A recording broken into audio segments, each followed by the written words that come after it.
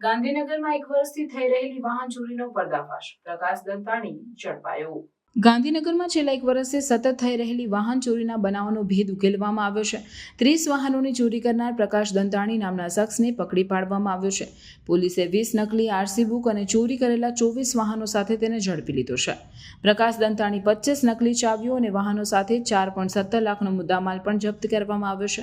આ શખ્સ મહેસાણા, ગાંધીનગર અને અડાલજ વિસ્તારોમાંથી માસ્ટર કીનો ઉપયોગ કરીને 2 વ્હીલરની ચોરી કરતો હતો। ચોરી કર્યા બાદ તે નકલી નંબર પ્લેટ અને આરસી બુક બનાવીને ચોરી કરેલા વાહનોનું વેચાણ કરતો હતો। ગાંધીનગર પોલીસે પકડી પાડવા માટે વિશેષ તપાસ હાથ ધરી હતી અને અનેક રીતે તપાસ કરીને આ ચોરીની ગૂંચવણનો ઉકેલ આવ્યો।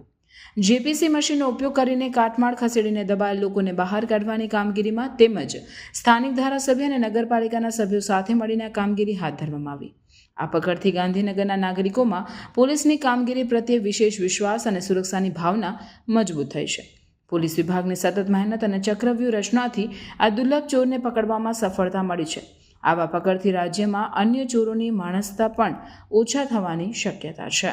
गांधीनगर में लास्ट ईयर में लगभग 270 बाइक चोरी गुना दाखिल કરવામાં આવેલ છે અને 270માંથી પોલીસ લગભગ 50% ઓફેન્સીસ ડિટેક્ટ કરવામાં આવે છે અને આ ડિટેક્શન આખું સાલમાં ફ્રીક્વન્ટલી થાય છે।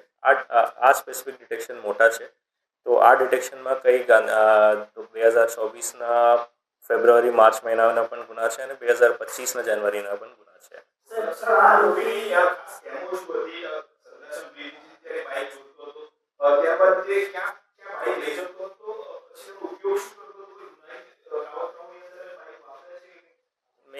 એની એમઓ એ છે કે ખાસ કરીને બાઇકના વાયર કાપીને વાયર અટેચ કરીને સીધા એ સ્ટાર્ટ કરે છે।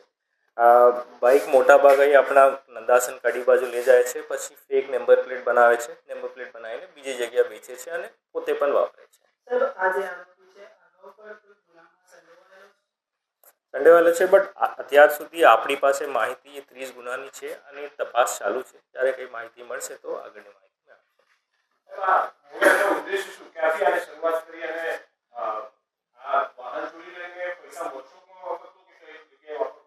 મોસ્ટલી મોટશોપમાં વાપરતો હતો પૈસા બાઇકમાંથી। એક બાઇક વેચીને 10, 15, 20 હજાર બાઇકની હિસાબે મળે છે। આ પૈસા લગભગ પોતાની યુઝ માટે અને મોટશોપમાં વાપરે છે।